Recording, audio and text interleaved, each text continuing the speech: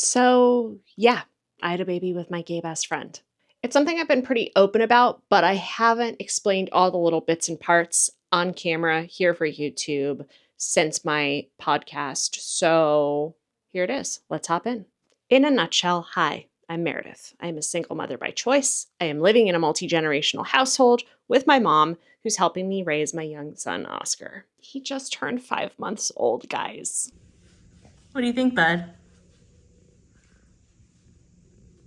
What do you think? I'm building a community here. I'm sharing my outside of the box experience. So if you want to see what our family looks like, hit subscribe, comment below, check me out on Patreon. It's where I've archived all of my old podcast episodes that kind of led up to the decision of me going the IVF route and doing this with Michael. And if you're thinking about becoming a single mother by choice, I would love to chat. You can check out the link below and book some time with me, and we can kind of go over what your idea is, what stage the process you're in, decide if it is really something you want to go through, kind of maybe talk through if you have a gay best friend you're thinking about doing this with. I can kind of discuss the little missteps I might have made along the way, or discuss conversations that I wish we'd had before we got into all of this. So let's talk about my known donor. If you're going to become a single mother by choice, you're either going to use a sperm donor who's anonymous, you're going to use a known donor, or you're going to adopt. So I went the known donor route, and I chose Michael. Michael and I have been friends since 2003. We went to Flagler College together, which is this tiny little liberal arts school in St. Augustine, Florida. It's kind of just south of Jacksonville. He was a sport management major, but he quickly made friends with all the theater kids, of which I was one. Michael and I always kind of fell to the beat of our own drum, which is why we had sort of a falling out. No, not sort of, it was definitely a falling out with the same group of friends. Simultaneously, our moms got breast cancer around the same time, so we really had like a connection, a sad connection, but a connection nonetheless. We ended up including each other in everything that we did, but we also really had our own separate lives, which is how we continue to live right now. I mean, he is my closest friend, but he lives in Spokane, Washington now, and I live in Southern California. And yet I know all of the inner workings of what he's going through. And anytime I have a problem, I call him up. While in college, Michael had a dream that we decided, since we both had a full course load, we were both taking 21 credits, a very specific dream, mind you. Because we had extracurricular activities and still maintained jobs, if we could handle all of that, we might as well just throw a kid into the mix as well. His mother took this as an omen that this was meant to be, and I guess it kind of was. This ended up becoming a running joke. We actually worked together at IKEA for a little bit in Orlando. We opened the Orlando store. We had hard hats on and we're like building furniture. I remember they had this ad in the paper that said like, "Are you a why sayer? Come join us." And Michael and I were like, we love to say why. We love IKEA. We need to go work there. I thought it might lead to a career in interior design for me. And I think Michael kind of thought the same way, like we were going to like advance up the corporate ladder of IKEA, but it obviously was not meant to be. While at IKEA, Michael convinced somebody on his team that we actually did have this child together. I mean, Michael even named him, told her that the name meant okay in Portuguese. It was wild. When I decided to become a single mother by choice, it was about a year after my dad died. I decided I needed some like newness in my life. I wanted to expand my family rather than watching it shrink.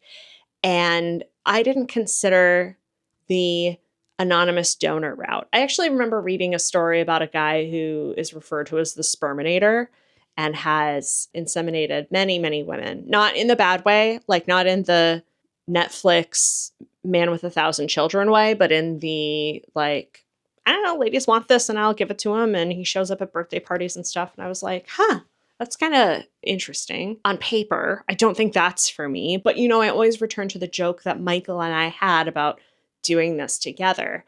And he and I had a little bit of a falling out during 2020, just because, you know, during that time, emotions were heightened and people say things they don't mean. And so I came off as rather crass to him. And we ended up having a really good conversation. He came down to Southern California. He had some work to do. And we talked through it. And it was the time I was still having this thought. And even though we were not on great terms, I was like, this is still the person I'd want to do that with. And we sat down for pizza at downtown Disney, and I kind of like nervously brought up, I don't know if he knew I was nervous. I was very nervous. Just, I kind of brought up that like, I'm thinking about having a kid on my own. And like, with no hesitation, he said, well, I donate. And that was it. The decision was made. Not quite. Let's talk about the emotional and legal logistics of this whole situation. So yes, we had like agreed, okay, we'll do this together. But it didn't continue to be a straight line after that, because Michael had some ideas about what the situation was going to look like on his side. I had some ideas about what the situation was going to look like on my side. I wanted him to be daddy. I wanted him to be father. I wanted him to be involved from that point of view. Michael was concerned about coming off as like a deadbeat dad because he wasn't around for the baseball games or the soccer games or the plays or whatever Oscar decides to get into, right? He was concerned that not being immediately present meant that he wasn't present at all. And I would say that that's a very unique thought process that we had to navigate. And it's funny because Michael comes from a home of divorce, and I come from a home of maybe too much stability. My parents were married for 51 years. And I just think it was really interesting how I was willing to really consider an alternative family lifestyle to what I had experienced. And he was nervous about participating in that alternative family lifestyle. So we did have to kind of talk through back and forth about, what does this mean? What does this look like? When I say I want him to be considered dad and daddy, what does that mean to me in my heart of hearts? And how comfortable is he here to hear the word daddy coming from a kid's mouth who he's not around 100%? I have to give Michael credit. He did a lot of soul searching on his own, which I'm so, so grateful for. I would not have wanted him to say yes to this without having thought about it, and without having talked to people about it, and without having researched his own fears and excitement about it. So I can't thank him enough for doing those things. I also am so, so grateful for the different therapists and psychiatrists and stuff that we've had along the way, because he has talked to his people about it and I've talked to my people about it. The facility that we used for IVF required us to talk to people about it as well, which was a little bit frustrating because I wanted to be like, we're both Capricorns and we've both taken care of this. Trust me, we don't need your person as well. Do you want me to have somebody sign something? I was so prepared. Here's the interesting thing too. Like, even though I'm taking the lead on raising Oscar, Michael and I have talked at length about discipline, about education, about values, about things that we want this kid to experience. Stuff that like I haven't heard a lot of like heterosexual couples, standard couples talk about. And granted, I'm not privy to conversations that like a lot of my friends or family has. Like, I don't actually know, but I feel like we have beat this. Like, I just feel like this is a dead horse we've been beating for a really long time. Like, we've just been talking about things that are really important to us. And even though I'm taking the lead on raising this kid, like, Michael's input is wildly important to me. It would be if he wasn't the father, too.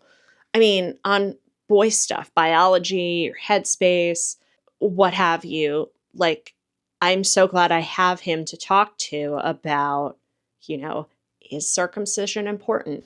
Is that something that you have really strong feelings about? I won't share what we discussed because that deals with Oscar and that's his life, and I'm not going to reveal here. But being able to have a man as a sounding board, a man that I trust deeply, is really helpful. So even if you are going this route and you're not using a known donor, I think that having a trusted partner who has a different perspective than you do, not even necessarily somebody of the opposite gender, it's just nice to talk through that with somebody. And we've talked about dating too.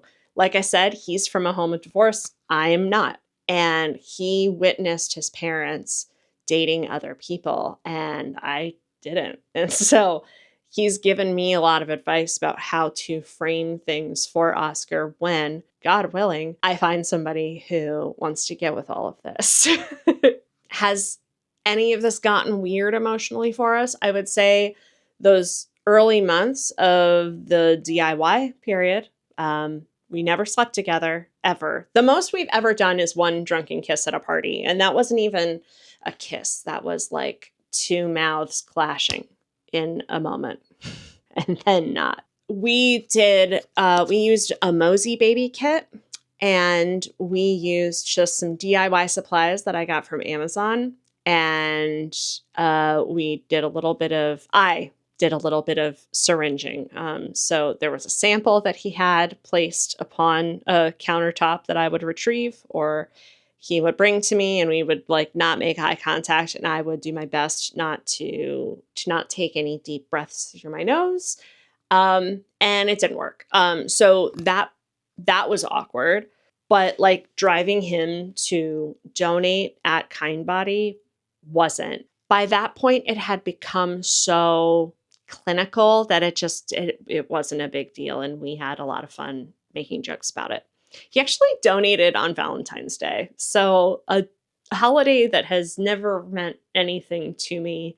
Like, I never get cynical about Valentine's Day, and I also never get excited about it. It's just kind of like a neutral. Now it's like, kind of sweet. My friend just in a cup on that day for me.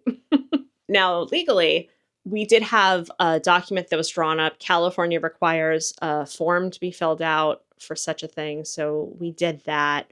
Michael's friend was a family lawyer, actually, and she drew up some very basic paperwork for us. And going forward, Michael's going to be listed as the guardian, obviously. Should anything happen with Oscar, he is the one who will be there to take care of him. And, we did come to an agreement about what this means for us. And he is referred to as Dad. He refers to himself as Dad. And he loves that kid so much. Like, oodles and oodles and oodles. Like, it's so fun to watch his eyes light up about him. And he does the typical daddy stuff where, like, when we're together and I've got him ready for bed, he'll come and rile him up. I was driving down the street and Michael had a bag of macarons in the back, which is par for the course with Michael. And I heard him go, "Oh, you like it?" And I was like, "What?" And at like 2 months, he was letting Oscar lick his macaron. And I was like, "You can't, they're not supposed to have sugar this early. Stop it." I do get those minor annoyances I have to deal with, and I love it. It's great. I'm glad Oscar has him in his life. How do we explain this to people? I love to. Obviously, I started a YouTube channel about it.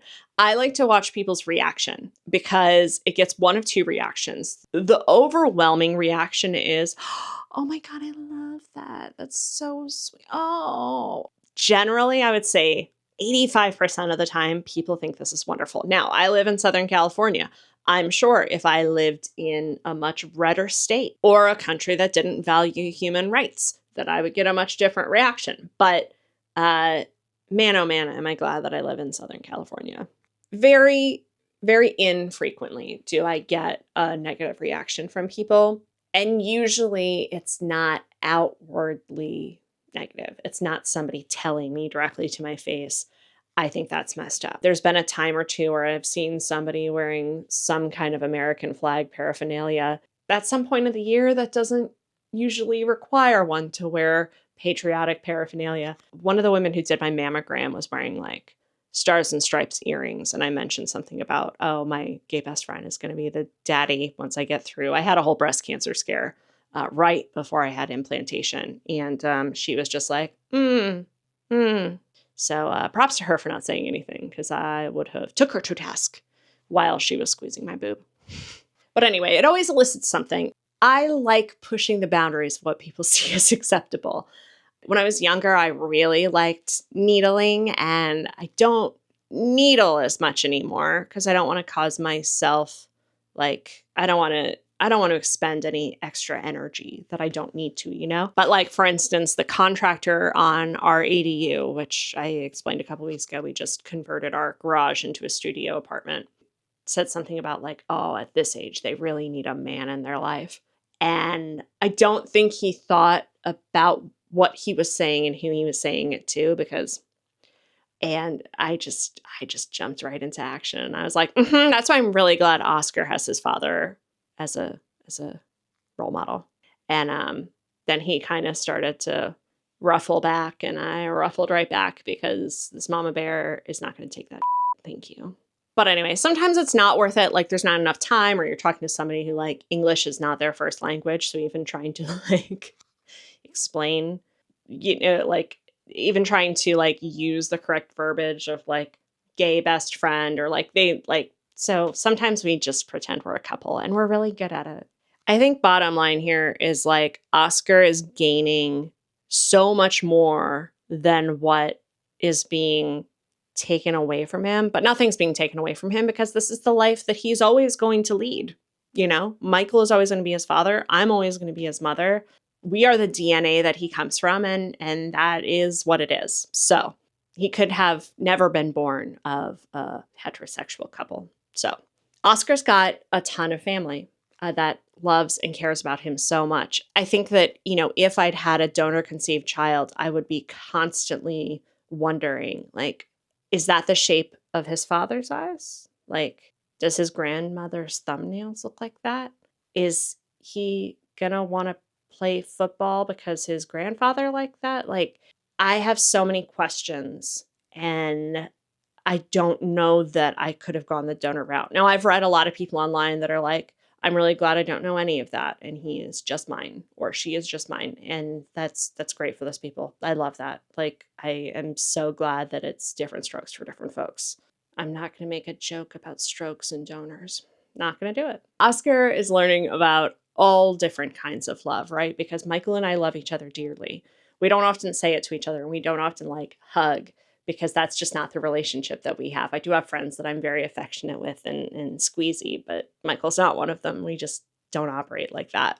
But we are there for each other in a heartbeat. Michael and I love each other's families. Like, I was so excited for Oscar to meet all of the family when we went to Florida just a few weeks ago.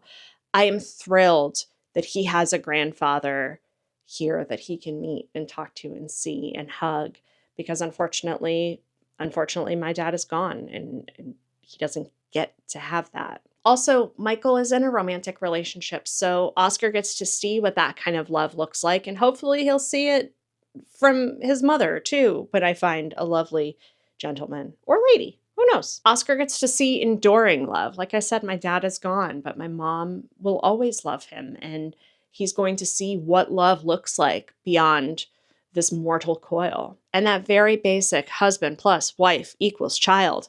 He's going to see that with friends of mine. I am going to put emphasis on the relationships that my friends have that are good and healthy and strong and lovely. Like, I want him to know what that looks like. I don't want him to think that you need to be with a person to complete you. I want him to know that you pick somebody to be with you because they're a good match and they care about you and they love you and they're there for you. And he's going to see that. That's all that matters. Love is what matters, right? Will there be future complications? Absolutely. Are there complications for any parent? Absolutely. I am aware that he is going to have questions for me through childhood, but that has nothing to do with the fact that we're in the situation we're in. Like, kids ask embarrassing questions. Like, why does that man not have legs? Where is Susie's daddy? Why does Alice have to move away? What was the most embarrassing question I ever asked you as a kid? A female friend came to visit and you asked me why she had a mustache. Did I ask it in front of her? Yes. Oh, no. If I'm not prepared to answer difficult questions that Oscar has, I shouldn't be a parent. And look, I plan on showing him these videos when he gets old enough to understand the nuance of the whole situation. Like, I think this is going to be such a cool digital scrapbook for him to see where my head was at when all this came to fruition. Do I regret this? I think you should understand by this point, the answer is no, absolutely not. I am so happy I did this. Happier than I ever thought I could be.